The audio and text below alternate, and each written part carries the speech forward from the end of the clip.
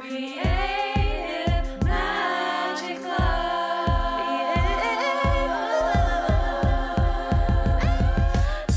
What's up? This is Sarah Mack and welcome to Creative Magic Club. Together, we'll discover inspirational stories of creative entrepreneurs living out their dreams, doing the work they are most passionate about, and building wealth in magical and fun ways.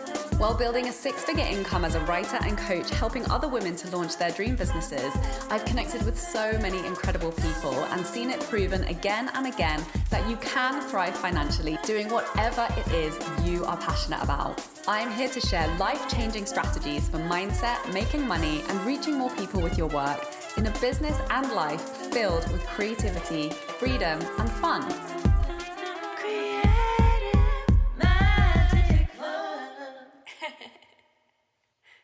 Hi everyone, welcome to this week's episode of Creative Magic Club. I'm super excited to introduce both of my guests who are joining us today. We have Jill Colcol and Becca Q.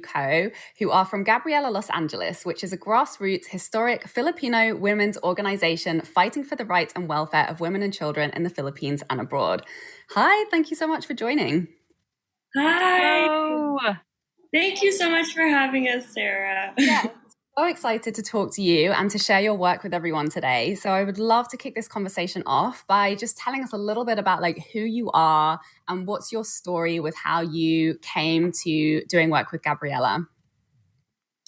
Yes. So hi, everyone. My name is Becca. I am an actor, storyteller, and artist based in LA. And I joined Gabriela in the fall of last year after a summer of protesting police brutality in the U.S., marching alongside the Black Lives Matter movement. And after really feeling isolated and longing to have some connection with my community, I also really wanted to reconnect with my roots as a Filipina American during the pandemic. And a dear friend of mine recommended Gabriela to me. And I'm so happy that she did, because I'm really just proud to be a part of an amazing fighting organization. And I feel really empowered to be around such dynamic and incredible people like Jill. And there is just a lot of history that you don't learn in schools about the generations of U.S. imperialism in the Philippines, and more importantly, the resilience and resistance of the Filipino people. And we also recently had a screening of a documentary about Nanay Mameng, who is a 92-year-old revolutionary mother. We call her a Rev Mother, and she's still marching to this day, fighting for the rights of her people. And she reminds me a lot of my Lola, my great-grandma, who lived to be 105, who was always cracking jokes and had such a fighting spirit and was always encouraging me and my sister and my family to lift each other up and be of service to others. So I'm just very excited to share about my experience with Gab today and with Jill. Hi, everyone. Thanks, Becca. My name is Jill. I am a freelancer for art departments in film and television here in Los Angeles. I am a second-generation Filipino-American woman born in Cebu, Philippines, so the central island of the Philippines, and raised in San Diego, California.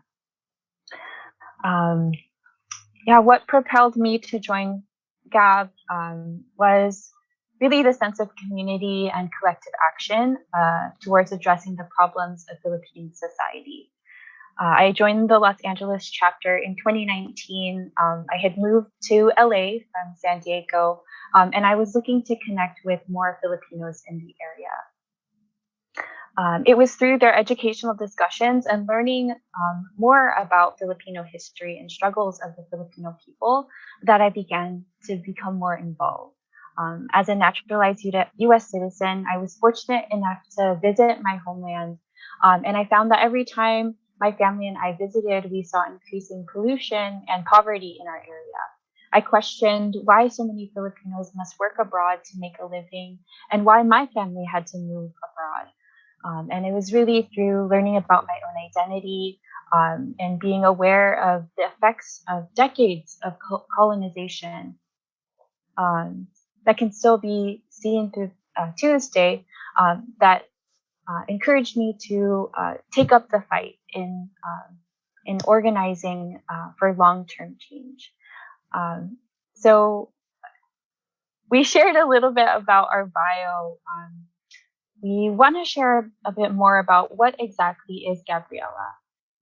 Gabriela is a grassroots-based alliance of more than 200 women's organizations, institutions, desks, and programs of women all over the Philippines and abroad, seeking to wage a struggle for the liberation of all oppressed Filipino women and the rest of our people. We seek to connect our current conditions as Filipino women in the U.S. to that of our motherland through education, organizing, and collective action. So some work that Gabriela is currently doing is, as I mentioned, the educational work through public discussions and forums, organizing and rooting ourselves in the local Filipino community. So for us here in Los Angeles, learning about their concerns and building with them so that they can also join in the fight for long-term change. And collective action through legislative advocacy in promoting the Philippine Human Rights Act, which we mentioned, or which we will go further, or which we'll elaborate further later on. Our work with the Filipino American Agenda, and most recently, the California State Bill 321 that ensures employment safety standards for domestic workers. All this to say, in essence... No, finish what you were going to say, and then I want to ask you something. But go on, carry on. Yeah. In essence, we want to build a mass movement of people to organize for long-term and transformative change that benefits the whole of society. We know that achieving genuine freedom can only be done through people power. Yeah, thank you. I'm so excited to dive more into the work that you guys are doing with Gabriela, and thank you so much for being here and sharing your stories. I would love to know a little bit more about why this work is so meaningful for you as individuals. Yeah, thank you. So for me, when I joined Gabriela last fall, at first I was really a little bit nervous and worried that I didn't know enough about the history of anything or enough about organizing. I really felt like I knew absolutely nothing at all.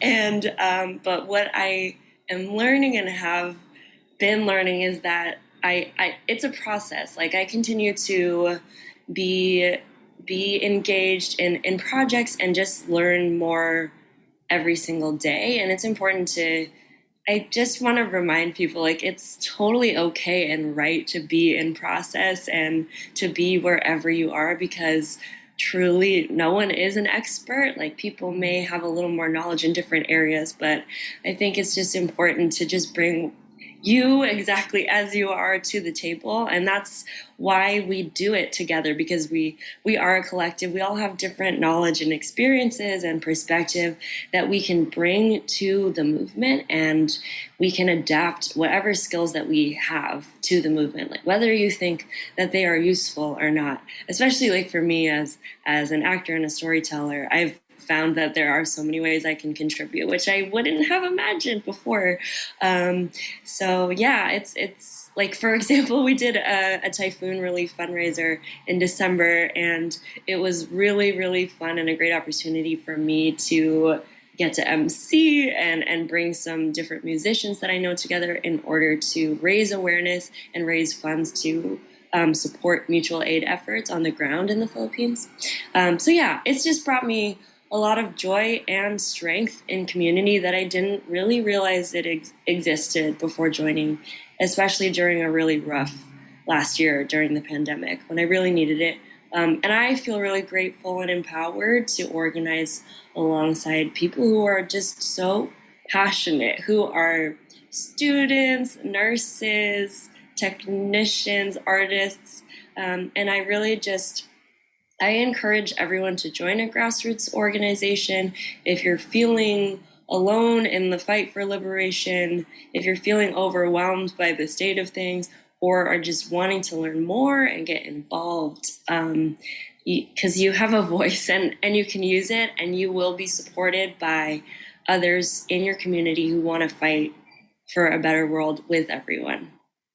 I love that message so much, because I think, especially in the day, in the age of social media, it can be very easy to get overwhelmed by all of the injustice, and also just to feel a little lost in like, well, what can I do? And like, where the hell do I start? And like, you suddenly become aware of all of the things that you don't know, and kind of feel like you're in this position where you just have to learn, and that it's also challenging, and that it's also can be really heavy and can feel really hard. So I love that you, like, the message that you guys are sharing is like, actually, it's okay to be where you're at. And if we step into this work as a community, not only does it make a difference, but it can also be super fun, like, along the way.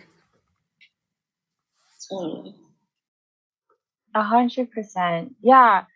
Something that is commonly said in our organization is that everyone has a place in the movement for a better future, for a better society.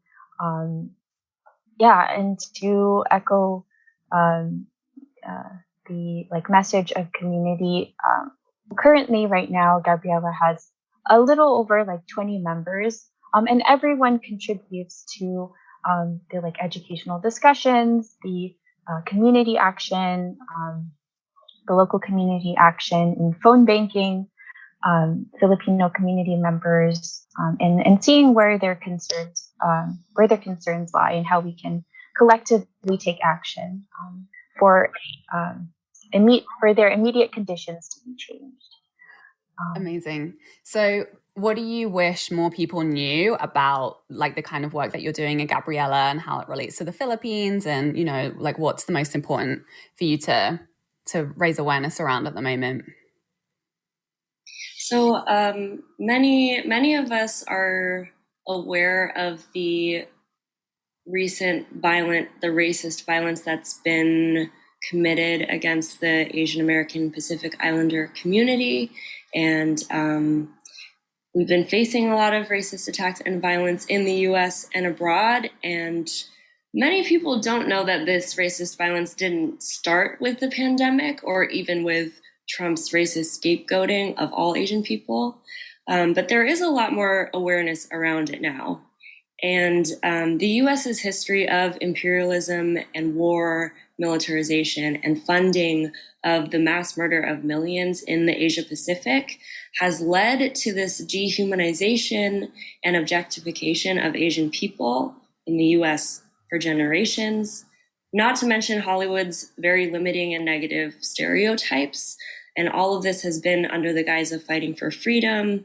And this has led to this very negative, horrible, just like insurgence of violence. And it's been, on a personal level, it's been really horrifying and really depressing to see videos of people attacking elders and women and countless individuals in the Asian community. And many of my own family members are scared to walk the streets for fear of being attacked out of nowhere.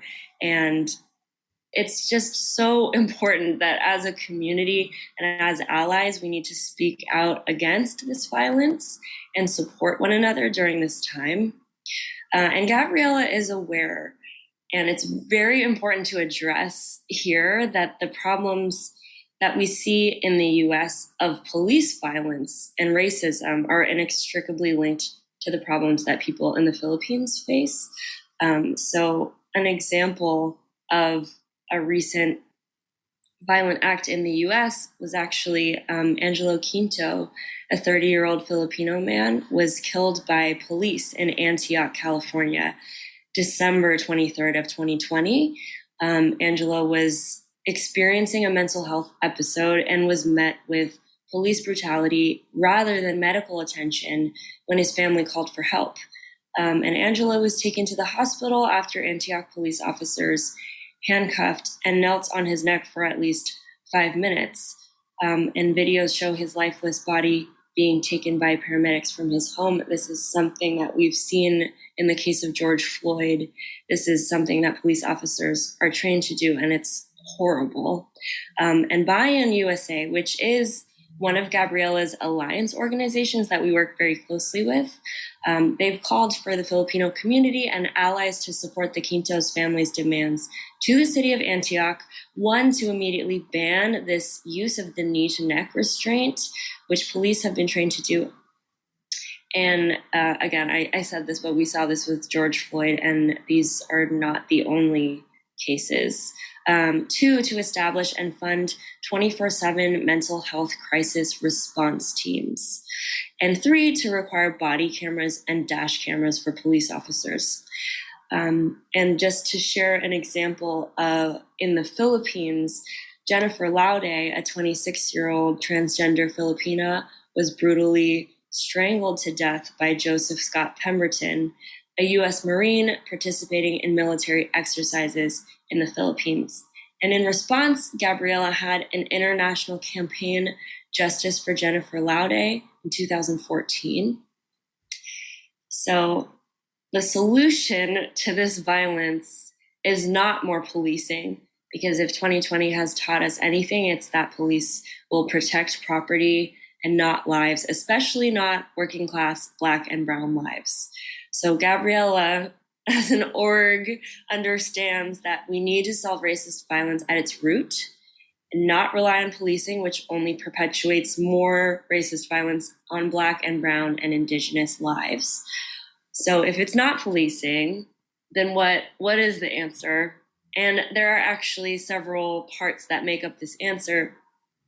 And that includes educating, agitating, and organizing people about the history and roots of this racist violence, and move them to organize more people to dismantle it by joining and being accountable to your local grassroots organization. And these are all means of solidarity. This is what it means to be an active ally. So like Gabriela, these grassroots orgs set up mutual aid networks, community defense networks against ICE, and community education about creating genuine long-term change as a society, because our struggles are all interconnected, and solidarity and active allyship are the solution. Yeah.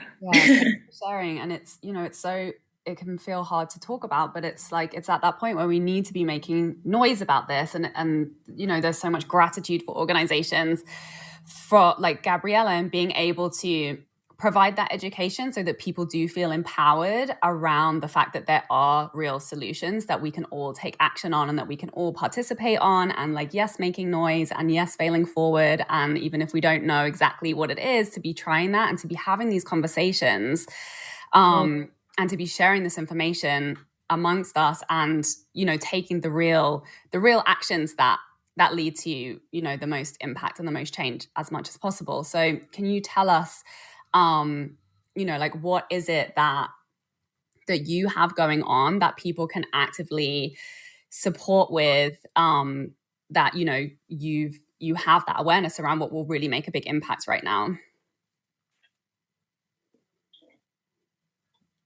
I know you mentioned that you have a petition that you're calling for people to sign. Yes, the Philippine Human Rights Act you mentioned. Yeah, or that we mentioned earlier. Yeah, we would love to go more into that. Just to give more context on what the Philippine Human Rights Act would be doing. We also wanted to share a bit more about counterinsurgency in the Philippines, and how that affects us here, organizers here in the US. And so counterinsurgency is defined as the military or political action taken against the activities of guerrillas or revolutionaries. An example of this is COINTELPRO, a state-funded force against the Black Panther Party in the US. The Philippine counterinsurgency program is designed to end armed rebellion against the state's authority. The same program was guided and modeled by the US 2009 counterinsurgency program. which emphasizes a whole of nation approach. Whole of nation meaning to say that all citizens are encouraged to contribute to the surveilling and repression against dissent and critique of the government. In this case, in the Philippines, we have also seen the involvement of paramilitary. So what does this have to do with Gabriela? Gabriela across the globe is an active force in educating and organizing the masses in order to fight for long-lasting change. We have historically risen up against violence towards Filipino women. As Becca mentioned, the campaign Justice for Jennifer Laude, and linking the root causes to U.S. imperialism and the U.S.'s influence in Philippine politics and culture. Gabriela members have strongly denounced the Philippine President Duterte's drug war, which has extrajudicially killed over 30,000 urban poor Filipinos. We have exposed the deaths and human rights violations of the indigenous Lumad people due to mining and logging from transnational corporations with the permission of the Philippine state. In reality, Gabriela is one of the leading organizations in the Philippines and internationally fighting for the rights of Filipino women, especially low-wage workers, peasants, migrants, and poor women and their families. Because of the work we've done as Gabriela to hold the Philippine state accountable to this criminal, neglected people, our organization is seen as a threat and targeted by the US-backed Duterte government.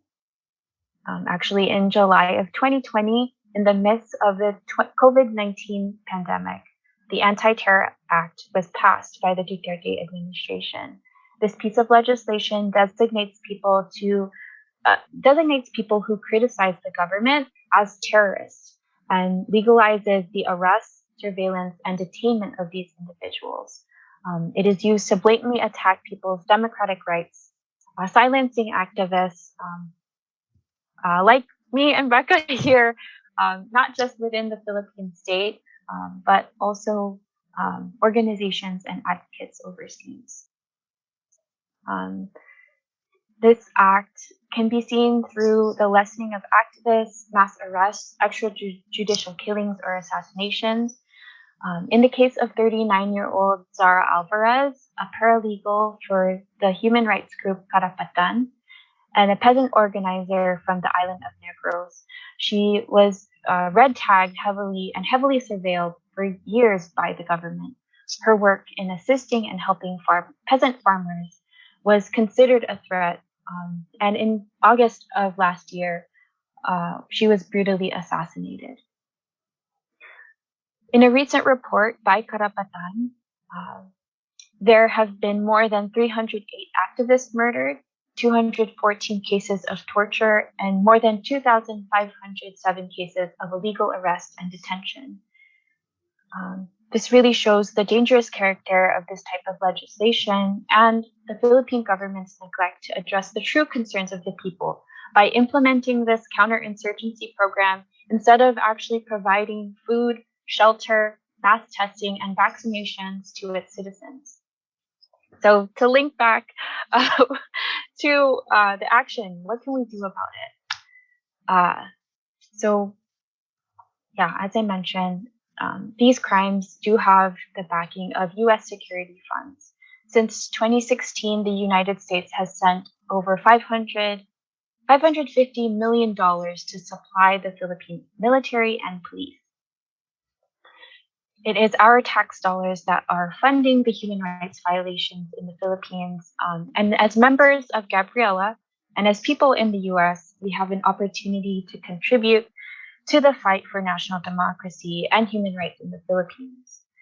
One of our biggest actions is to put an end to the US funding of the deaths and harassment of the most marginalized Filipinos by pushing the US Congress to pass the Philippine Human Rights Act. If it passes, it will suspend military and police aid that fund human rights crimes in the Philippines until those responsible are held accountable and until the human rights of the Filipinos actually meet basic standards. This will need the involvement of a large mass movement composed of Filipinos and non-Filipinos to ensure the success of its passing. So, a concrete way to get involved is visiting the website for the Philippine Human Rights Act, or PHRA. You can visit the website humanrightsph.org to learn more about how you can contact your local representatives to push for the passing of the PHRA. Amazing. Thank you so much for coming and sharing about your work and sharing these concrete steps that people can take. Please, everybody who's listening, go to the website, go and take action and support Gabriela. Thank you so much for joining us, Becca and Jill. Yes, thank you, Sarah. And I just really quickly wanted to share some of our links so people can get connected.